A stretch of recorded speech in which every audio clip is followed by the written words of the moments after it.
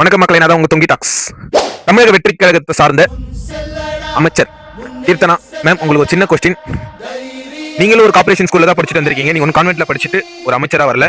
நீங்களே அது ஒரு நியூஸ் சேனல்ல சொல்லியிருக்கீங்க. ஒரு ஸ்கூலுக்கு ஒரு ரீசெண்டா ஒரு ஆய்வு நடத்த போயிருக்கீங்க. அப்போ ஒரு சின்ன பொண்ணை பார்த்து கேள்வி கேட்டீங்க, வாட் இஸ் யுவர் ஃபாதர்னு கேட்டிருக்கீங்க. அந்த பொண்ணுகிட்ட கேட்கறப்ப அந்த பொண்ணுக்கு இங்கிலீஷ் தெரியல. இங்கிலீஷ்ன்றது ஒரு மொழி தான், அதை கண்டிப்பா நம்ம தெரிஞ்சிருக்கணும் அவசியம் இல்லை.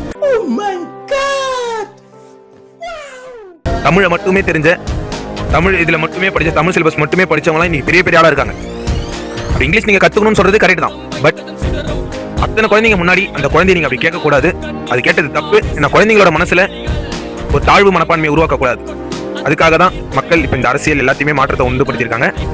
நீங்க பண்ணது தப்புன்றது எல்லாருக்குமே தெரியும், உங்களுக்கும் அது தெரியும் நினைக்கிறேன். கல்வியில அந்த கல்வி தரத்தை உயர்த்தணும்னு பாருங்க. அந்த ஆசிரியரை கேள்வி கேளுங்க, அது இங்கிலீஷ்ல அந்த ஆசிரியரை கேள்வி கேளுங்க, அந்த ஆசிரியர் பதில் சொல்றாங்களா பாருங்க. ஸ்கூல்ல நிறைய ஸ்பெஷலிட்டிஸ் இல்ல, அதெல்லாம் உருவாக்க பாருங்க. இல்ல கல்வித்துறை அமைச்சர் ராஜ்மோகன் அண்ணன் இதெல்லாம் வந்து பார்க்கட்டும். நீங்க போயிட்டு அந்த ஸ்கூல் ஆய்வு நடத்தணுன்றது அது உங்களோட டிபார்ட்மெண்ட் சார்ந்ததான்னு தெரியல. ஏன்னா அது அப்படி பண்ணலாமான்னு எங்களுக்கு தெரியல. ஏன்னா நீங்க அதை பண்றீங்க, ஓகே, நாங்க உங்களை பாராட்டுறோம். ஏன்னா இளைஞர்கள் மக்கள் இது எல்லாத்தையும் பாக்குறப்ப நீங்க பண்றது தப்பா இருக்கு, இதை மாத்திக்கோங்க.